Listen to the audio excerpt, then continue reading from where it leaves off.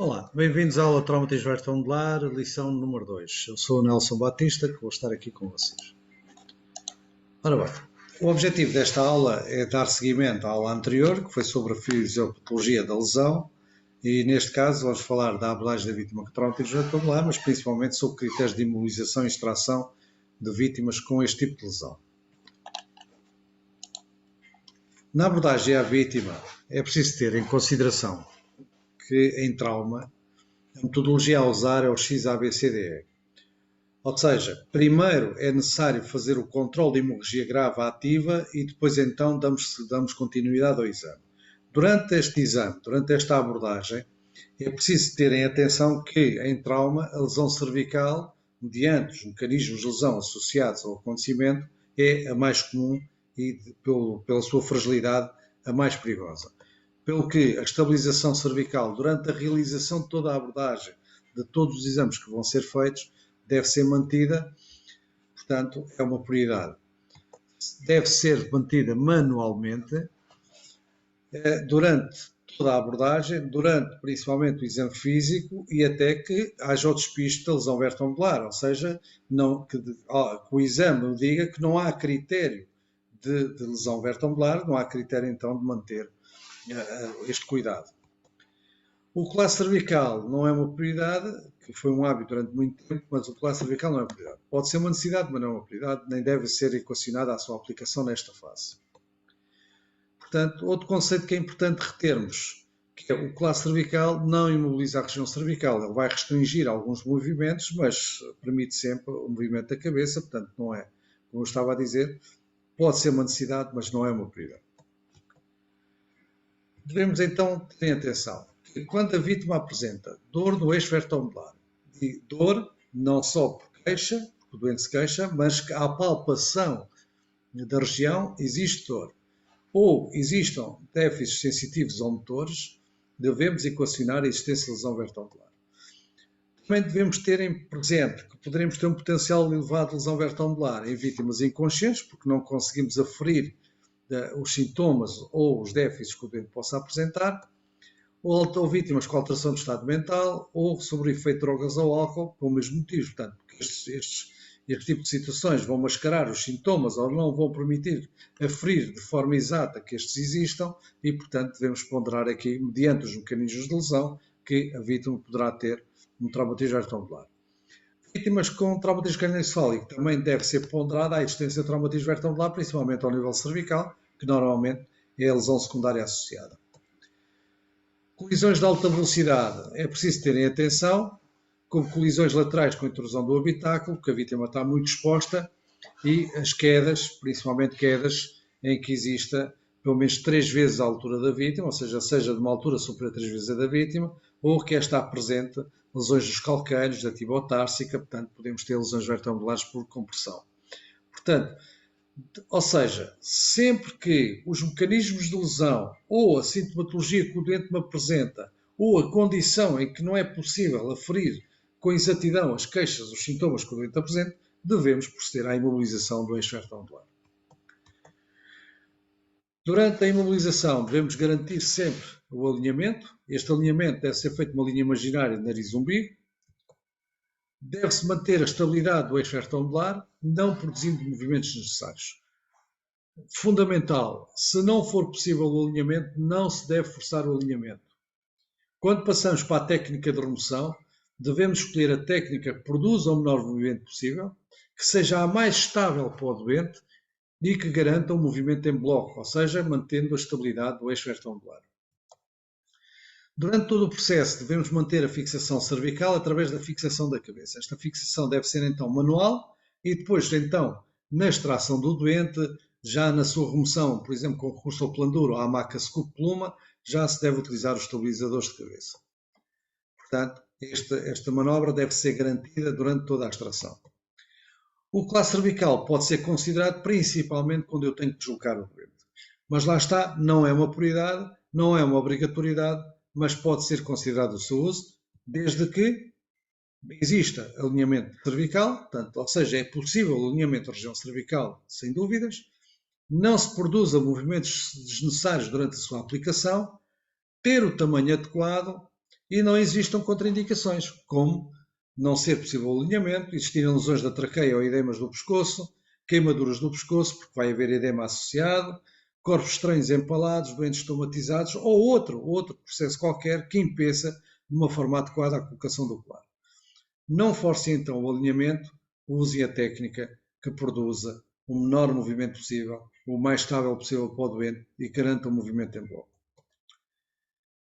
Assim, a imobilização deve garantir o eixo vertebral, portanto, ou seja, o seu alinhamento, manter a estabilidade do eixo vertebral, não produzir movimentos, manter a fixação cervical através da fixação da cabeça, quer durante a remoção, quer durante o transporte. O que quer dizer que se houver critério de imobilização do doente, este transporte deve garantir a imobilização e, logicamente, esta imobilização deve garantir a estabilidade cervical.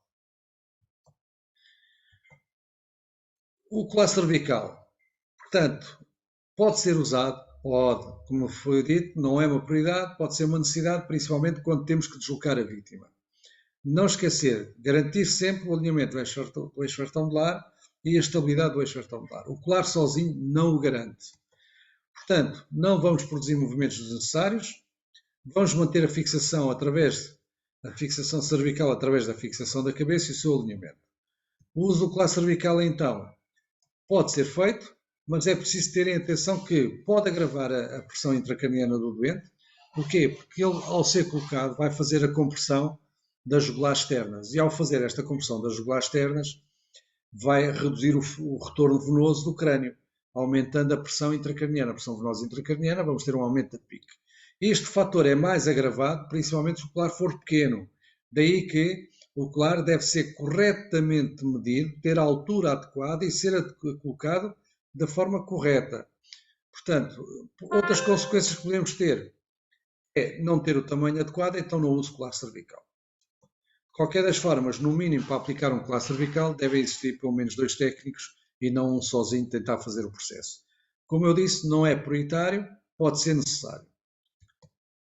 Portanto, não esquecer sempre garantir o eixo vertebral, garantir a estabilidade do eixo vertebral. Alguns casos particulares. Os idosos.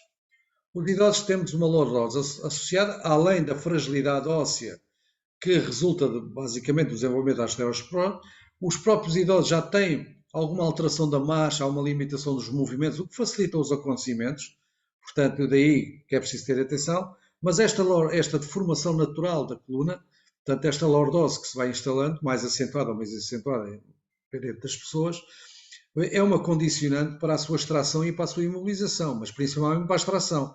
Porquê? Muitas vezes na extração usamos um plano duro para fazer a extração do doente a uma maca scoop e vamos ter que preencher principalmente toda a parte da base occipital e da região cervical, vamos ter que preencher esse espaço para não forçar, que não se deve fazer, forçar o alinhamento porque a vítima não vai alinhar. Portanto, a sua coluna já não tem flexibilidade que o permita e forçando o alinhamento para proceder este procedimento pode provocar ou agravar uma lesão existente.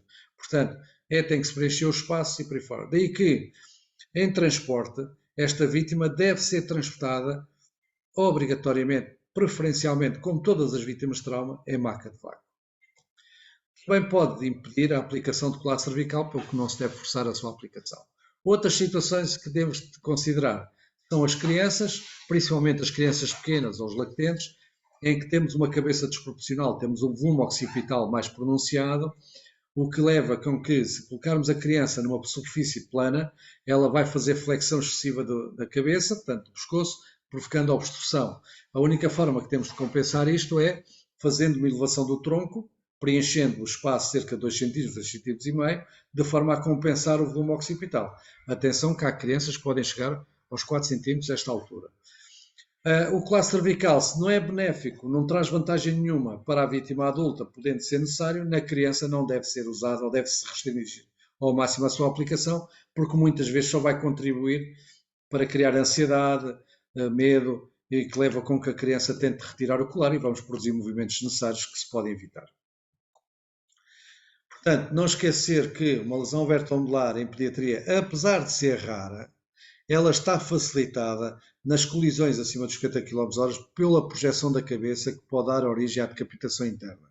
Basta pensar, a criança está contida na cadeira de transporte, pelos cintos, mas a cabeça não está. E no embate, a cabeça, no movimento de aceleração, é projetada para a frente e depois vem o processo contrário de desaceleração. E muitas vezes temos aqui uma projeção excessiva, uma velocidade excessiva da cabeça, que vai levar à luxação dos corpos vertebrais e à lesão cervical subjacente. Outros doentes que devemos ter em consideração na questão dos alinhamentos, que são os doentes com escoliose. Aqui este doente já apresenta uma deformação acentuada do eixo, portanto não se deve forçar este alinhamento, porque ele não é possível, bem como muitas vezes a imobilização tem que equacionar isto. Daí que na extração é preciso ponderar isto quando usamos um plano duro ou uma maca scoop, uma maca pluma, e logicamente em transporte isto vai ser resolvido com a colocação do doente em maca de vácuo, que é aí que ele deve ser colocado para seu transporte. Portanto, não permite o alinhamento adequado, preencher os espaços livres se necessário e transporte em maca de vácuo.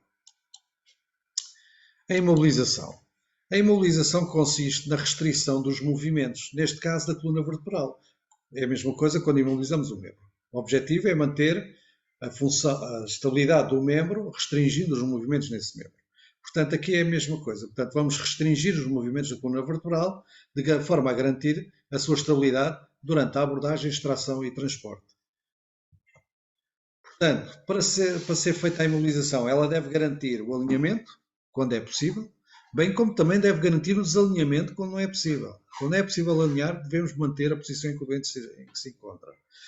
Deve ser realizada com recurso à técnica que garanta o menor movimento possível, mantenha a estabilidade do eixo retangular e seja executada no menor tempo possível, porque o fator tempo aqui também é importante. E reduza o risco de agravamento da lesão. Seja confortável dentro daquilo que for possível, não é? Portanto, nem sempre é possível. A extração consiste na remoção do doente do local onde se encontra até à ambulância. Podemos ter vários tipos de extração, vários conceitos. A extração controlada é aquela em que são os técnicos que usam a técnica, os procedimentos adequados à remoção do doente. Portanto, aqui a interferência do doente é pouco ou nenhum, portanto, todo o movimento é feito pelos técnicos. A autoextração, a vítima sai pelos seus meios sem qualquer auxílio. E a autoextração guiada, que pode ser necessária, a vítima sai pelos seus meios, mas orientada, ou seja, os movimentos que ela vai produzir são orientados pelo técnico mediante aquilo que é o seu objetivo. A extração imediata é aquela em que existe risco imediato de vida, por compromisso da via aérea, compromisso respiratório ou circulatório sem solução, em que basicamente a equipa faz a extração do doente, garantindo unicamente durante todo o processo de extração a estabilidade cervical, pelo risco que esta apresenta daquilo que já falamos anteriormente. Portanto, a extração controlada, todo o procedimento é feito por técnicos, quer dizer que não existe aqui nenhum critério de risco de vítima, pode ser alterado para uma extração imediata, caso o quadro clínico do doente se venha a alterar e agravar. Portanto, é sempre um processo controlado, em que vamos usar quer os dispositivos, quer as metodologias necessárias para que a vítima seja removida, mantendo o bloco do eixo retangular, mantendo todas essas regras. Logicamente, se durante o processo de extração controlada o quadro clínico se alterar e se agravar, pode sempre decidir uma extração imediata logo a seguir. Portanto, as técnicas de extração controlada normalmente aplicam-se em qualquer tipo de vítima, independente do local onde ela se encontra, que exista critério para a imobilização do eixo retangular, portanto, ou seja, dor ou déficits neurológicos associados a esses sensitivos ou motores na vítima. Pode ser em vítimas encarceradas, em espaços confinados, em espaço aberto, whatever. Pode ser realizada com recurso a colete de extração mais plano duro, pode ser realizada só com o plano duro, pode ser realizada com recurso a uma maca pluma scoop, que é o que está recomendado para vítimas que se encontrem de cúbito dorsal a remoção, tem plano duro ou scoop. Pode ser utilizado um levantamento em bloco, pode ser utilizado uma técnica de rolamento. A autoextração. A autoextração é aquela em que o doente sai pelos seus meios. Para ser aplicável, o doente tem que estar consciente e orientado, não ter qualquer queixa, ou seja, não ter indicadores de lesão vertebral, incluindo a ausência de dor, não esteja sob efeito de drogas ou álcool, ou seja, ele é capaz de executar, obedecer a ordens de forma controlada. E o doente sai então pelos seus meios sem auxílios de equipe de emergência. Lembre-se que aqui só é aplicável se não houver queixa, dor no eixo retangular ou déficits neurológicos e o doente tem que estar perfeitamente consciente e orientado. Em caso de dúvida, devem avançar para uma extração controlada. Tenham sempre atenção aos mecanismos de lesão e outras lesões que o doente apresente, que me podem indicar uma potencial lesão vertebral. A extração guiada é usada, a autoextração guiada é usada essencialmente quando não é possível à equipa, ao técnico, fazer a extração controlada do doente e dos seus procedimentos vai haver um movimento mais excessivo, ou seja, do que aquele que o doente for o doente a fazer. Portanto, ou seja, há um espaço limitado, há uma condição de acesso difícil. Se tentarmos fazer a remoção deste doente, vamos produzir muito mais movimento do que se o doente estiver consciente e orientado. Portanto, é condição sine qua non, o doente está consciente e orientado, e o doente vai fazer o movimento que o técnico lhe vai dizer da forma como quer. Portanto, e aqui o doente vai adotar a posição ou o movimento que lhe for pedido. Portanto, é uma situação de exceção. Porquê? Porque muitas vezes aquilo que nós tentamos fazer é mais prejudicial do que benéfico. Portanto, deve-se equacionar isso sempre que não for possível uma abordagem em que permita depois uma extração controlada, por causa destas questões limitativas. Portanto, vamos então pedir ao doente que seja ele a produzir um movimento. Portanto, o doente sai pelos seus meios do local onde se encontra, mas sob o controle e orientação da equipa. É preciso não esquecer isto. Depois temos a extração em si, a imediata ou rápida, não é? É aplicável quando quê? Quando temos uma sanguinação sem controle, ou já temos um doente, por exemplo, em choque, compromisso aviário sem solução, compromisso respiratório sem solução, compromisso circulatório sem solução. Por exemplo, o doente tinha uma hemorragia grave, apesar de ter sido controlado, ele está em choque, é para extração imediata. Pode também ser usada, por exemplo, quando temos um pico não é controlável. Imaginem um veículo que se incendiou ou está numa zona de risco, mas é possível fazer a extração do doente com segurança para a equipa e a equipa procede à extração. Durante todo o processo, neste caso, só vamos ter cuidado com a região cervical, ou seja, toda a manobra a executar tem que garantir a proteção cervical. A imobilização. Portanto, a imobilização pode ser usada e deve ser usada em conjunto com a técnica de extração, portanto, está subjacente à técnica de extração, quer depois também ser garantida durante o transporte. Em termos de remoção, nós podemos usar quer as técnicas com o uso do colado cervical, do colete de extração, com o recurso ao plano duro, à maca scoop, ou através de manobras manuais, como os levantamentos, os rolamentos, ou a posição ortostática, ou a técnica ortostática, quando as vítimas se encontram em pé com dor no eixo vertebral. Portanto, temos várias técnicas, vários dispositivos que podemos usar associados uns aos outros ou não, mediante aquilo que for necessário fazer ao doente. Os meios, então, o colado cervical, voltando a falar dele, relembrar que não é uma prioridade, pode ser necessário e deve ser usado sempre que há algum movimento que seja produzido, sempre que for possível, e se houver condições para a sua aplicação, deve ser feito. Portanto, existem vários modelos, de vários tamanhos, por aí fora. Requer sempre a sua medição, ou seja, temos que usar o colar com o tamanho certo para aquela vítima. E, logicamente, é um auxiliar na imobilização e na restrição dos movimentos da coluna. Mas tem desvantagens. Vários tamanhos. Dentro de modelos, podemos ter, por exemplo, conjuntos que podem ir de 9 a 12 colares, o que é uma confusão. Há vantagens agora que é termos colares ajustáveis, em que num colar podemos ter vários tamanhos, o que é uma vantagem. Portanto, poupa-nos o facto de termos que escolher dentro de um saco vários colares. Não é? Há sempre algum movimento que é produzido na sua aplicação, portanto, tem que ser bem ponderada a estabilidade da cabeça e a colocação do colar, não produzir movimentos desnecessários, daí que são sempre precisos 2 elementos. Lembrar que, num caso de existência de TCE, não deve ser aplicado porque existe o risco de aumento da pressão intracraniana por compressão das jugulares externas, e o risco de agravamento da lesão, quando existem edemas, queimaduras de objetos empalados no pescoço ou o doente estomatizado. Porquê? Porque ou seja, nos edemas, nas lesões do pescoço, vai haver o edema ciar das estruturas e o colar vai restringir esse edema e vai acabar por comprimir as estruturas subjacentes ao pescoço, onde se inclui a via aérea. No dente estomatizado, porque ele, ao ser aplicado, vai apoiar-se essencialmente na zona onde o estômago, por onde o doente respira, está localizado. O colete de tração basicamente permite a restrição dos movimentos da coluna nas posições antero-posteriores. Portanto, está indicado para a remoção de vítimas encarceradas ou espaços confinados, desde que existam condições para a sua aplicação. Deve ser utilizado quando a extração, remoção, passa a ser uma extração controlada e vai ser demorada, portanto, para garantirmos a estabilidade durante todo o processo de criação de acessos, de acesso à vítima, por aí fora, e a sua extração, deve ser usado nesse sentido. A sua utilização normalmente é associada ao plano duro, e normalmente a extração com o recurso ao plano duro ocorre à retaguarda ou a 3/4 à retaguarda. Desvantagens: restringe a expansão torácica e é morosa a sua aplicação.